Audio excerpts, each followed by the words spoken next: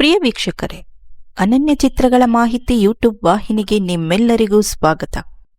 ಅಂತಿಂತ ಹೆಣ್ಣು ನಾನಲ್ಲ ಎಂದು 70 ಮತ್ತು 80ರ ದಶಕದಲ್ಲಿ ಕನ್ನಡ ಚಿತ್ರರಂಗದಲ್ಲಿ ನಾಯಕಿಯಾಗಿ ನಟಿಸಿದಂತಹ ಮಂಜುಳಾರವರ ಬಗ್ಗೆ ನಮಗೆ ತಿಳಿದಿರುವಂತಹ ಮಾಹಿತಿಯನ್ನು ಈ ಸಂಚಿಕೆಯಲ್ಲಿ ಹಂಚಿಕೊಳ್ಳುತ್ತೇವೆ. ನಟಿ ಮಂಜುಳಾರವರು ಜನಿಸಿದ್ದು ನವೆಂಬರ್ 8, 1954 ತುಮಕೂರು ಜಿಲ್ಲೆಯ ಹೊನ್ನೇನಹಳ್ಳಿಯಲ್ಲಿ.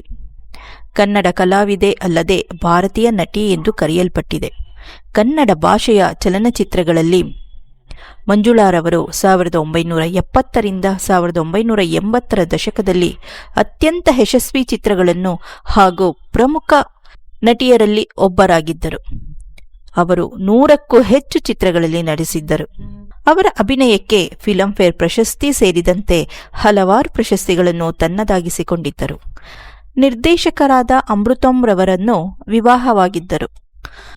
ಮಂಜುಳಾರವರಿಗೆ ಅಭಿಷೇಕ್ ಎಂಬ ಮಗನೂ ಇದ್ದನು. ಮಂಜುಳಾರವರು 1965ರಲ್ಲಿ ಪ್ರಭಾತ್ ಕಲಾವಿದರು ಎಂಬ ನಾಟಕ ತಂಡದೊಂದಿಗೆ ತಮ್ಮ ನಟನಾ ವೃತ್ತಿಜೀವನವನ್ನು ಪ್ರಾರಂಭಿಸಿದರು. 1966ರಲ್ಲಿ ಮನೆ ಕಟ್ಟಿ ನೋಡು ಚಿತ್ರದ ಮೂಲಕ ಒಂದು ಸಣ್ಣ ಪಾತ್ರದಲ್ಲಿ ಕನ್ನಡ ಚಿತ್ರರಂಗವನ್ನು ಪ್ರವೇಶಿಸಿದರು. ನಾಯಕಿಯಾಗಿ ಅವರು ನಟಿಸಿದ ಮೊದಲ ಚಿತ್ರ ಯಾರ ಸಾಕ್ಷಿ. ಈ ಚಿತ್ರವನ್ನು ನಿರ್ದೇಶಿಸಿದವರು ಎಂ.ಆರ್. ವಿಠಲ್.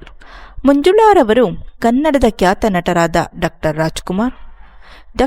ವಿಷ್ಣುವರ್ಧನ್, ಪ್ರಣಯರಾಜ ಶ್ರೀನಾಥ್, ಅಶೋಕ್ ಹಾಗೂ ಶಂಕರ್ನಾಗ್ ಸೇರಿದಂತೆ ಎಲ್ಲ ಉನ್ನತ ಕನ್ನಡ ನಟರೊಂದಿಗೆ ನಟಿಸಿದ್ದರು. ಇದರ ಪೈಕಿ ಅತ್ಯಂತ ಯಶಸ್ವಿ ಜೋಡಿ ಎಂದರೆ ಮಂಜುಳಾ ಮತ್ತು ಪ್ರಣಯರಾಜ ಶ್ರೀನಾಥ್. ಇವರಿಬ್ಬರು ಒಟ್ಟಾರೆ ನಟಿಸಿರುವಂತಹ ಚಿತ್ರಗಳು 35ಕ್ಕೂ ಹೆಚ್ಚು. 1970ರಲ್ಲಿ ಕನ್ನಡದಲ್ಲಿ ಅಗ್ರಮಾನ ನಾಯಕಿಯಾಗಿ ಭಾರೀ ಯಶಸ್ಸು ತಂದುಕೊಟ್ಟರು.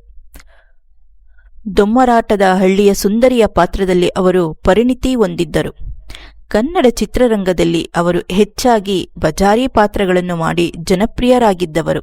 ಅವರು ನಟಿಸಿರುವಂತಹ ಜನಪ್ರಿಯ ಚಿತ್ರಗಳಲ್ಲಿ ಸಂಪತ್ತಿಗೆ ಸವಾಲ್, 2 ಕನಸು, ಮಯೂರ, ನೀ ನನ್ನ ಗೆಲ್ಲಲಾರೆ, ಹುಡುಗಾಟದ ಹುಡುಗಿ, ಸೊಸೆ ತಂದ ಸೌಭಾಗ್ಯ, ಬೆಸುಗೆ ಹಾಗೂ ಸೀತಾರಾಮು.